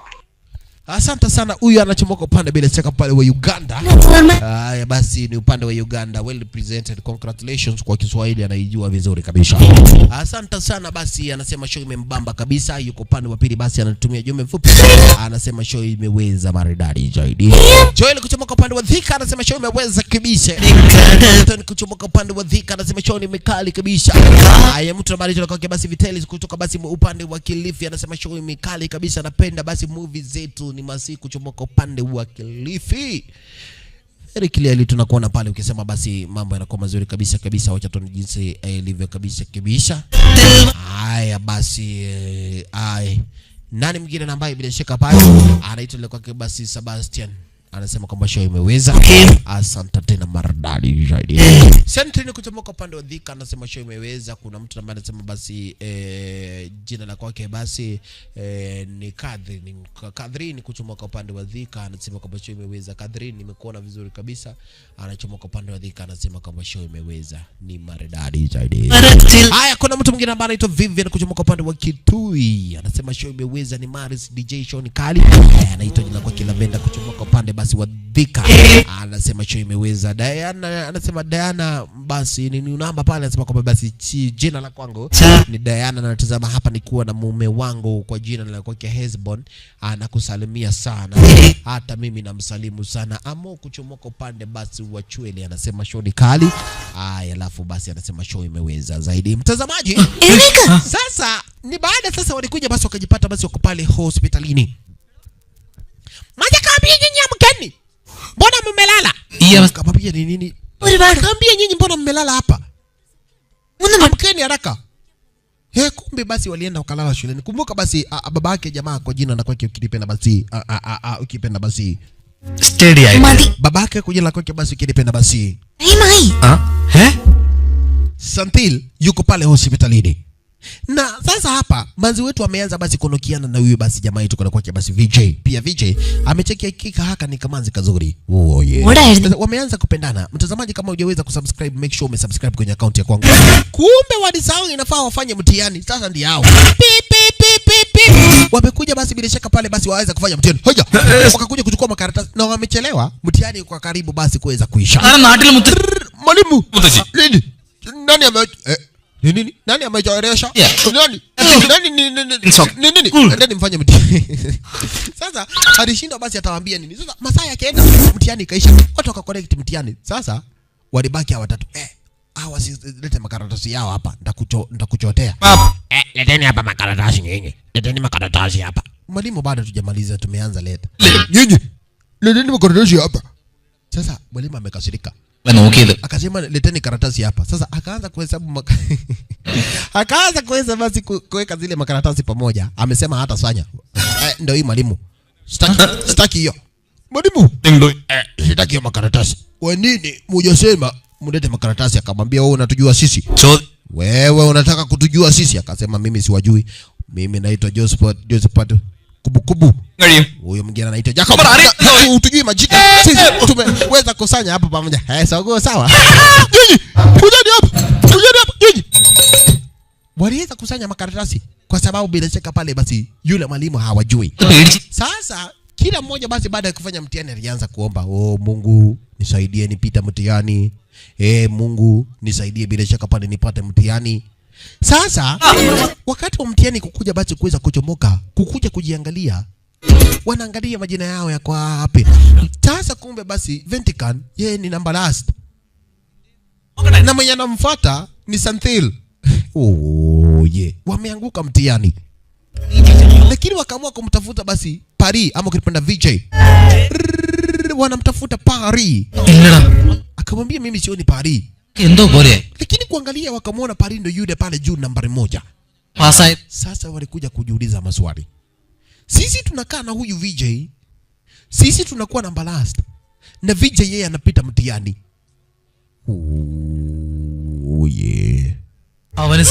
Walikuja akakaa hapa kwa jireta kama mkutano.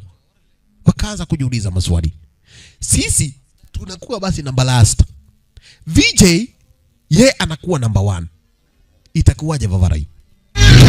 Unaona hapa itakuwaje? Wakaamua kukuja kuangalia VJ. Ndio huyo namba 1. Namba 1. Vavarai. Hii si urafiki wa Chana na Petero.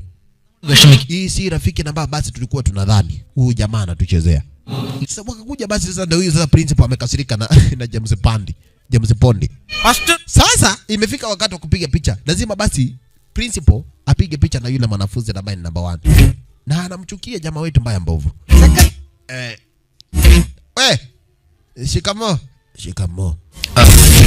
Lakini anauliza principal, mbona mnaekanga namba last huko nyuma? Si tungechanganyishwa tu pamoja, hata namba last unakaa na wewe hapa, sisi namba 1 tunakaa huko nyuma. Hii idea ya kukaa ati namba last anakaa mwisho si poa. Kila mtu anaona tu ni namba last. Hii si poa. It's not nice, sir. Very not necessary. Wewe sasa ndio unajifanya unajua kila kitu. Lakini nimwambia si poa. Mtu ako huko nyuma na basi bila shaka pale mwingine yako hapa mbele. Mimi sio ni kitu kama ni poa hapo ni sipo. Tubadilishe hii system. Najua wewe unaweza badilisha hii system. Tubadilishe hii system. Nambari last hata wanakaa na wewe hapa. Sisi nambari 1 tunakaa huko nyuma. Kila mtu atakuwa free na hata ataweza kubasi kukupata bidii ya kuweza kukua nambari 1. Kijana, sitaki ujinga, unasikia? Na wa sheria mbona unasifikiria nimekaa hapa na wewe nakupenda. Sikupendi kama sukari nguru. Wewe sheria inaweza kuuma na wewe futa. Sawa principal, nimesikia unatema mate. Alimcheka sana. Akamwambia lakini principal, easy idea boy. Fikiria. Ipo ഞാൻ റാങ്ക് മേടിച്ചതും fikiria kabisa. Ni suggestion tu lakini nifikiria hao wengine wamekaa huko nyuma ni watu pia. List.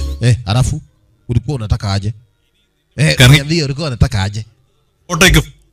Ama wewe ukae huko akae hapa. La. Enda utafute mmoja akuje akae hapa. Jamaa yetu akasema sitaki mmoja, nataka wote wakuje wakae hapa. James Ponde, shikamo.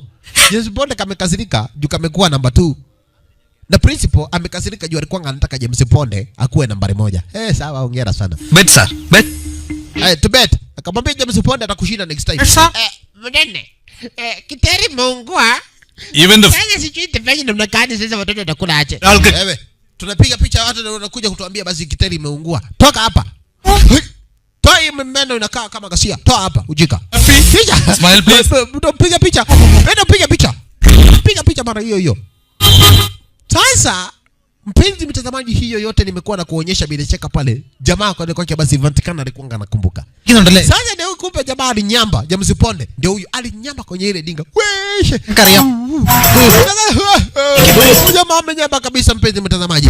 Sasa wamekuja upande wa hapa bila shaka pale kuweza kumtafuta bila shaka jamaa kwa jina kwake Paris. Jamaa kule kwake VJ. Inasemekana ako upande wa Shimla. Je, mpenzi mtazamaji, wataweza kumpata basi huyu jamaa kwa jina la kwake wazi VJ upande wa Shimla? Mpenzi mtazamaji, ukitaka kuona kama basi bila shaka pale wataweza kumpata basi jamaa kwa jina kwake basi VJ upande wa Shimla, basi hiyo maybe tuipate kwenye sehemu ya pili. In the meantime, sehemu ya kwanza ya kwetu bila shaka pale The Three Idiots. Sehemu ya kwanza bila shaka pale ikuwa ni mwisho mpenzi mtazamaji, subscribe kwa sababu sehemu ya pili nitaiweza kuipost kesho. Alionyesha maskani ya kaunti ile, wakaamua kwenda kuweza kumpata VJ, nami nikicheki sehemu ya kwanza mwisho. Tupatane kwenye sehemu ya pili na itakuwa ni The Three Idiots. Santa Marinari. Make sure umesubscribe. Thank you. How dare you? That's my bag. Alright, mtazamaji, ni baada ya kupitia filamu ya Kihindi kabisa, nikawaahidi kwamba kesho yake tutakuwa tunaandalia sehemu ya pili. Kwa hivyo, for those people who wanna watch the second episode, make sure that you subscribe on my YouTube account and turn on your notification. So that when I upload it, you get notified that I have uploaded the second part, the second episode of that movie The Leader. Mtazamaji, ningependa basi uweze kusubscribe ndiposa nikiupload sehemu ya pili ya The Leader, kini movie ambayo umeandaliwa naye Thalabari VJ, una get notified kama nimeupload, na kisha unatazama kwa na familia yako, una enjoy na kila kitu kinakuwa kizuri. Kwa hivyo finya hiyo kengele, kusubscribe na kufinya hiyo kengele, na kila kitu kitakuwa chonjo kabisa. So make sure umefinya hiyo kengele, umesubscribe, tutazama hii picha na ambayo tutaupload pale kesho saa 1 na kila kitu kitakuwa kizuri zaidi. Na wale watu ambao wanataka kunisupport, you can support me using that number that you see on your screen. Na wale wote ambao bilishika pale mtazamaji, unaweza ni DM pia pale WhatsApp for request, na pia pale comment section for request, nitakuwa naweza kuisoma na kila kitu kitakuwa kizuri. I love you all guys, na wapenda sana. Kitu ambacho ningependa kabisa mtazamaji ni kusoma zile ujumbe za watu ambao wamenitumia. Emily kuchomoka upande wa Dhika anasema show imeweza kabisa, anapenda movies za kijeshi. Kuna mtu ambaye ananiambia jina la kwangu ni Yvonne, niandalie moja ya Kihindi ya kwake Sahil Khan. Asante sana Salman Khan, I mean.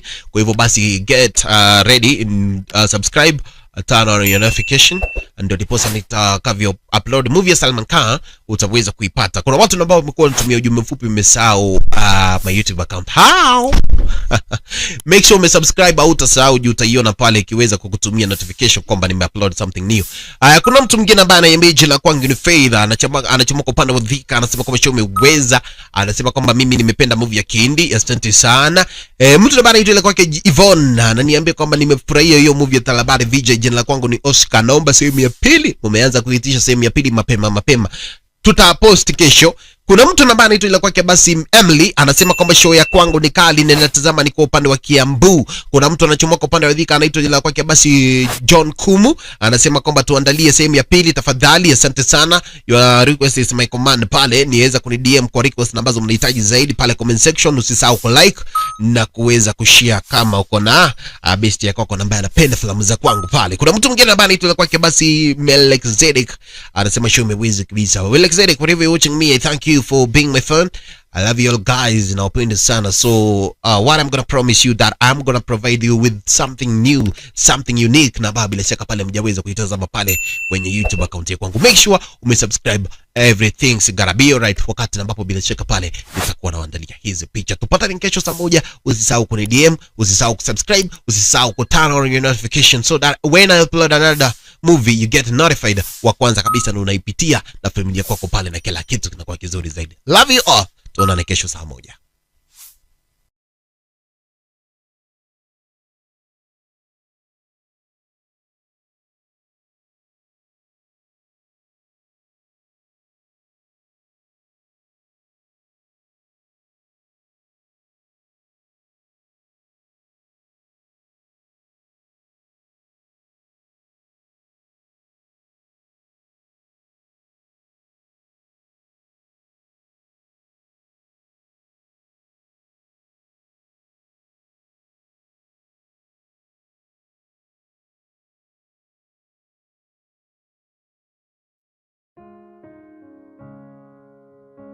I wasn't born a bad person. It was not my desire to spend the rest of my life in prison. I wanted to live the best life full of freedom, like all other humans. But you know what? The world is full of endless surprises.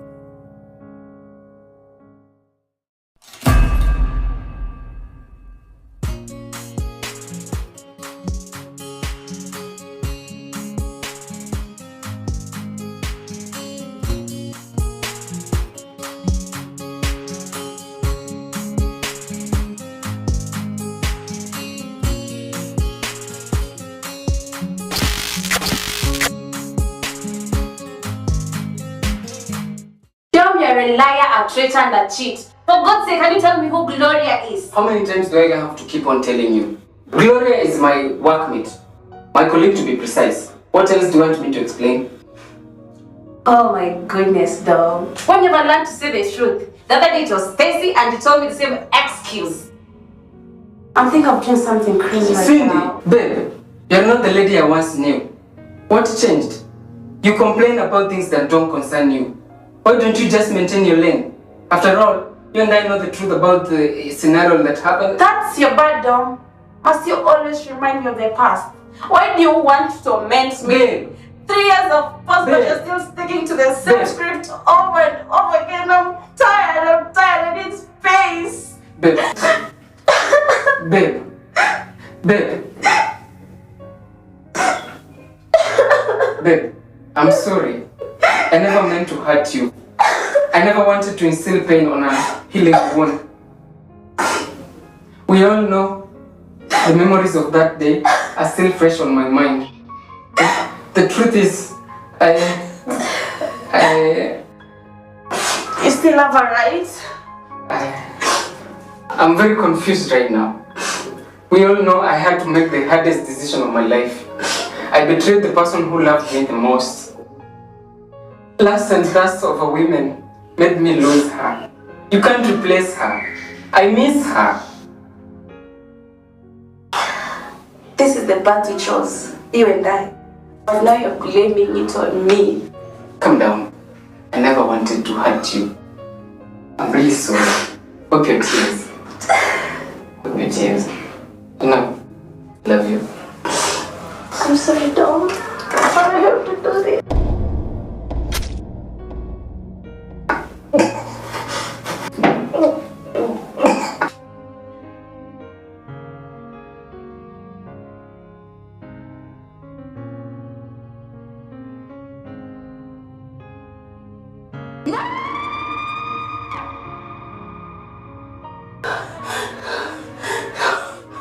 Is that all? Quite unfortunate. Now tell me what you did to your friend Beth. Beth was my friend, my best friend. She was like a sister to me. We shared a lot together. She was blessed. She had everything she ever prayed for. We enjoyed and cherished our friendship until that fateful day when she introduced me to her new boyfriend.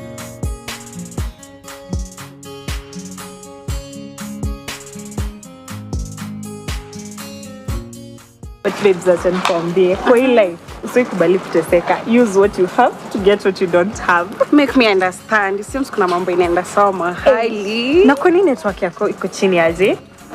Si kwa hii life God gave us all different gifts. Venye unatumia yako ndio inadetermine kama uta succeed or fail. It's your nature to confuse the confused. Okay, I'm just talking about Dom. Yani I mean, God gave me a complete man, very handsome and damn rich. Imagine he gives me everything I ask for, and in return, see, it's my duty to shower him with love. Yani mapenzi din din din. Hey, sungesema hivyo kitambo. Hey, but they have been talking about this Dom. Na sijai meet. I need to see this guy driving my babe crazy. No, ndo mchukue. I knew, I'm just kidding. On that note, sinikishevi kwake ndo mjue. Okay, let's go. Okay. I wanted to meet Dom, not because I wanted him as a friend, but because of the praises showered upon him.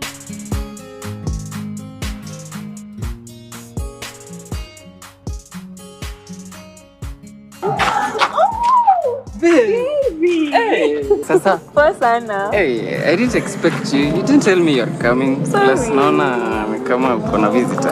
Yeah, imagine it was just an impromptu visit. Nimepata na best yangu shopping center. Nikaona nimlete at least akujue. Lakini next time, niambie hata mapema. Angalau tupata na surprise visit. Ona sasa hii umepata nikitoka. Oh, sorry babe.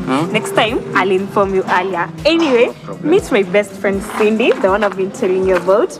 Cindy, meet the love of my life, Dom, the epicenter of my happiness. Hi Cindy. Hi. My name is Dom. Beth amekuwa akiniambia story nyingi sana kukuhusu. Pleasures of mine. If I'm a kuambia vitu positive, ni negative. Anyways, ladies, acheni. So, mimi nimepata nikitoka. Okay. Acheni niende kwanza. Then I'll be back within the next 2 hours. So, hope ndawapata kabla mtoke. Sini sawa? Ni sawa, baby. Okay, bye. Ay, sawa. Bye, sifjani. Tupata tu hapa. Wendi na gari? Wacha leo ikae hapo. Okay, it's okay. When I first set my eyes on Dom, one thing was very clear. I wanted him for myself. I mean, he was handsome, heavily built. He was meant to be mine.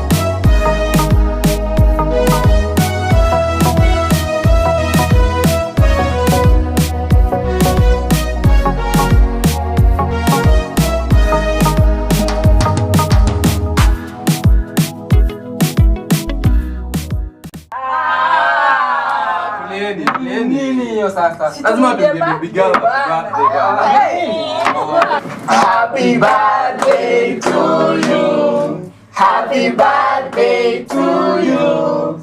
Happy birthday, dear Beta.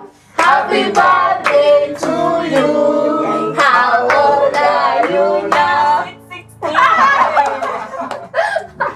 Okay, you sing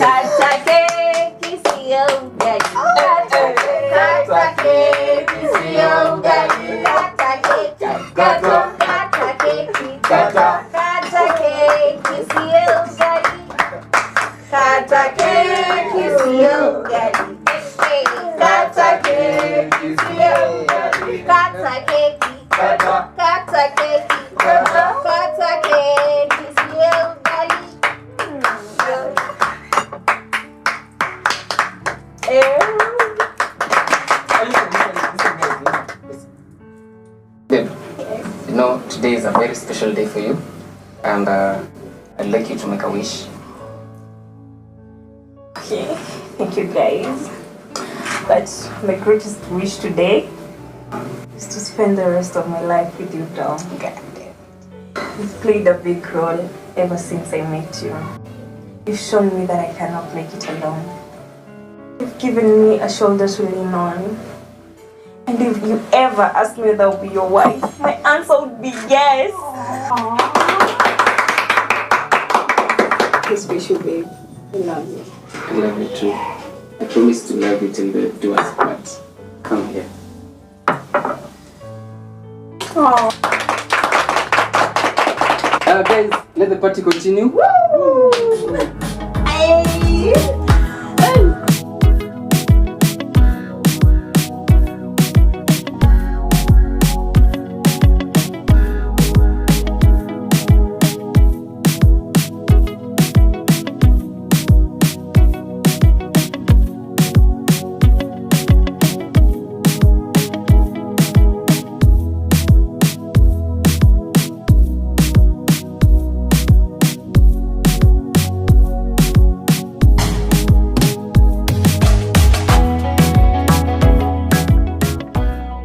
Hold on a minute. I have a very special gift for her. Let me go get it and continue. Thank you, babe.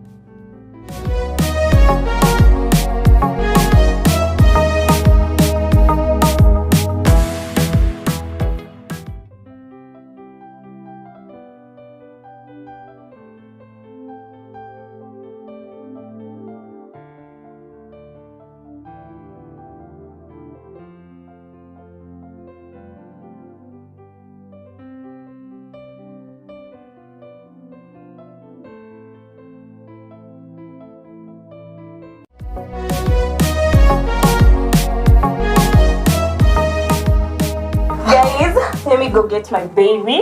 It's taking me too long to get my gift. Maybe he's stuck under the bed trying to get my Leo.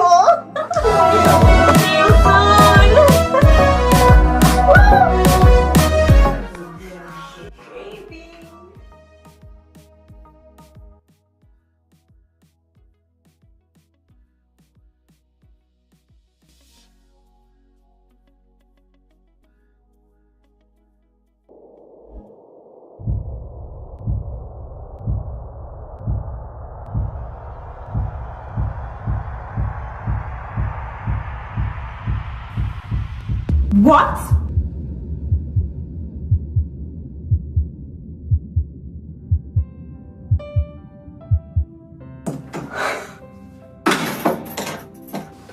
What am I seeing? Is this the gift that you promised to bring me?